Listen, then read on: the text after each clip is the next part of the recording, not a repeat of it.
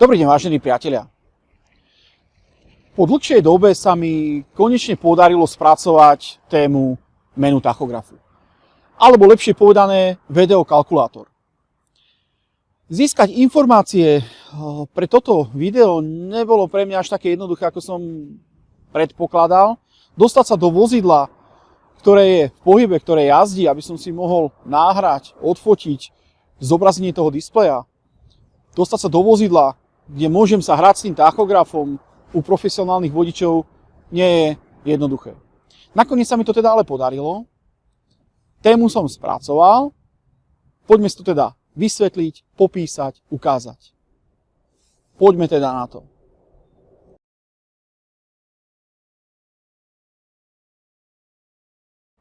S funkciou videokalkulátor, odborne video counter, sa u starších typov tachografov nestretneme. Dalo by sa povedať, že videokalkulátor sa začal v tachografoch využívať od druhej generácie. Ešte keď to chcem trošku upresniť, začal sa využívať pri inteligentných tachografoch. Tachograf, s ktorým ja pracujem, na ktorom sa snažím poukázať určitú tú prácu, je tachograf VDO, ktorý označujeme skratkou DTCO. DTCO 1, 2, 3 boli najstaršie typy tachografov, kde ten videokalkulátor sme teda nemali. Signalizovalo mi iba základné informácie. Až od tachografu DTCO 4.0, čo je prvý inteligentný digitálny tachograf, už sme mali možnosť využívať tento kalkulátor. Už mi tam signalizovalo trebárs dobu jazdy, vedel som si skontrolovať, aká činnosť mi následuje, koľko mi zostáva jazdy, akú bezpečnostnú prestávku musí čerpať a podobne. Najnovší digitálny tachograf, inteligentný tachograf druhej generácie s označením 4.1, už ten kalkulátor má trošku prepracovanejší, tých položiek je tam trošička viac a viem si tam aj tých informácií trošku viac skontrolovať, pozrieť. Jednou z najväčších výhod inteligentného digitálneho tachografu druhej generácie je to, že má možnosť Bluetooth pripojenia. Takže ja si ten tachograf viem prepojiť s telefónom, prepojiť s mobilnou aplikáciou a pracovať, kontrolovať si tie informácie priamo cez svoj telefón. Poďme ale priamo k nášmu tachografu. Začneme štandardným vyobrazením displeja. Máme na displeji základné zobrazenie. Takéto vyobrazenie displeja signalizuje tachograf automaticky. A to už či s vozidlom jazdím, alebo stojím. V hornom riadku nám signalizuje čas. Čas miestny. To, že je miestny, nám signalizuje táto bodka za časovým údajom. Ukazuje nám režim práce a rýchlosť vozidla. V dolnom riadku nám signalizuje činnosť.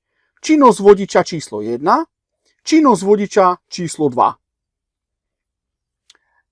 Ďalej nám signalizuje, či mám vloženú v tachografe kartu a signalizuje nám stav kilometrov.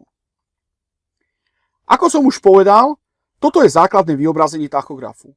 Ja ako vodič však potrebujem aj podrobnejšie informácie ako napríklad, koľko mi zostáva jazdy, koľko odpočinku, kedy mám začať čerpať prestávku a podobne. A k týmto informáciám sa dostanem kliknutím na šípku dole. Tak sme sa dostali do menu tachografu VDO kalkulátor. Treba si povedať, že tie položky, ktoré nám tu bude zobrazovať, nebudú stále rovnaké. Položky vo VDO kalkulátore budú rozdielne podľa toho, či s vozidlom jazdím alebo budeme stáť. My si postupne popíšeme aj jedno, aj druhé vyobrazenie a teraz začneme so zobrazením počas jazdy. Zobrazenie počas jazdy. Rovnako ako pri stojacom vozidle, tak aj počas jazdy nám na tachografe signalizuje základné vyobrazenie. Rozdiel je akurát v dvoch položkách. V hornom riadku nám signalizuje aktuálnu rýchlosť, akou sa pohybujem, a v dolnom riadku mám zmenenú činnosť. Vodič 1 svieti mi tam krúžok, zaznamenáva dobu jazdy. A pri vodičovi 2 bude zaznamenávať pohotovosť. Na displeji signalizuje symbol štvorčeka. Zobrazenie doby jazdenia a odpočinku. Stlačením tlačidla šípka dole sa prepne zobrazenie, ktoré nás informuje o súčte doteraz realizovaných činností. Musím podotknúť, že na tachografe, na ktorom som si nahrával vyobrazenie, sa displej na túto položku prepol sám automaticky, pokiaľ som sa s vozidlom pohol. Takže predpokladám, že záleží aj od nastavenia tachografu. Na displeji nám teda bude signalizovať poslednú aktivitu. Vodič 1 nám signalizuje dobu jazdy od posledného odpočinku. V našom prípade jazdil vodič 13 minút. Ďalej nám signalizuje dobu odpočinku, ktorú som realizoval. Minimálne však 15 minút. Vodič 2 signalizuje pohotovosť, a to v dobe 15 minút. Tieto informácie nám bude tachograf signalizovať aj v prípade, že v tachografe nie sú vložené tachografové karty. Čas priradí k príslušnej šachte na kartu. Takéto vyobrazenie sme mohli nájsť aj u starších druhov tachografov. Nasledujúce položky už máme k dispozícii, ale len pri inteligentných tachografoch. Zobrazenie zostávajúcich dôb jazd a odpočinku. Na ďalšie zobrazenie displeja sa dostanem znovu kliknutím na šípku dole. Pri tomto vyobrazení nám kalkulátor signalizuje činnosť, ktorú práve vykonávam, a aj činnosť, ktorá bude následovať. V tomto priestore nám ukazuje, akú činnosť práve teraz vykonávam. Vykonávam jazdu a v tomto priestore nám ukazuje, aká doba jazdy nám zostáva. Koľko môžem ešte jazdiť. Označenie hodín, písmenko H, nám bude blikať. To signalizuje, ktorý režim je v činnosti. V dolnom riadku nám signalizuje, aká prestávka, respektíve odpočinok nasleduje. Vyobrazenie tohoto hlásenia sa môže zmeniť v závislosti od toho, aká prestávka nasleduje. Prvé hlásenie signalizuje, že nasleduje prestávka v trvaní 45 minút. Môže ale signalizovať aj, že nasleduje prestávka v trvaní 30 minút, pokiaľ sme predtým čerpali 15-minútovú bezpečnostnú prestávku. Ďalšia možnosť vyobrazenia nám bude signalizovať, že nasleduje denný odpočinok, a to v trvaní 9, respektíve 11 hodín. Posledná možnosť vyobrazenia je týždenný odpočinok. Poďme na príklad. Na displeji nám signalizuje, že môžeme jazdiť maximálne 4 hodiny a 17 minút a následne musíme čerpať prestávku minimálne v trvaní 45 minút. Alebo iný príklad. Môžeme jazdiť ešte maximálne 1 hodinu a 17 minút.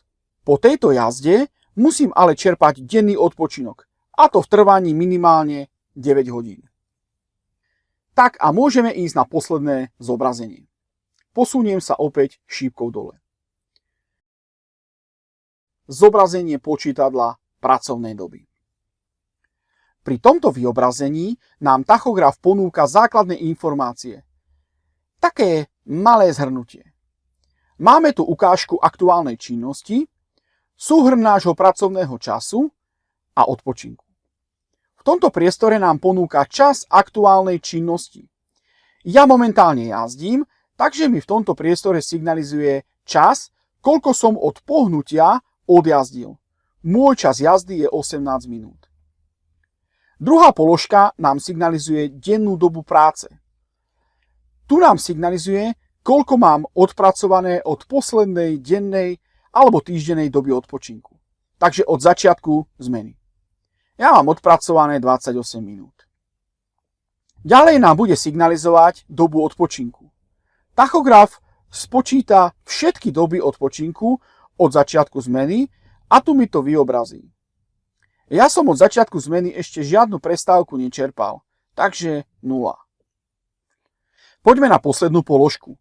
V tomto priestore máme informácie o svojej pracovnej dobe počas kalendárneho týždňa. Takže od pondelka 000 do 24:00 v nedeľu. Tu nás v podstate tachograf upozorňuje na 144 hodín práce v rámci jedného týždňa. Ja mám 101 hodín až 17 minút, takže mi ešte nejaký ten čas zostáva. Položku, ktorú momentálne zaznamenáva, nám bude opäť blikať označenie hodiny písmenko H. Takže toto boli informácie, ktoré nám ponúka tachograf, kalkulátor, počas toho, keď jazdím. Priamo na displeji si viem skontrolovať, získať, pozrieť informácie, ktoré sú pre mňa dôležité, ktoré potrebujem. Takto bol videokalkulátor. Zobrazenie počas jazdy. Hovoril som, že videokalkulátor si viem kontrolovať, sledovať počas jazdy, ale aj počas toho, keď to vozidlo stojí, čerpám odpočinok. Pri tom odpočinku tých položiek tam bude trošku viac, dozviem sa tam iné informácie, ale tomu sa už povenujeme na budúce. Ďakujem za pozornosť, priatelia. Majte sa pekne.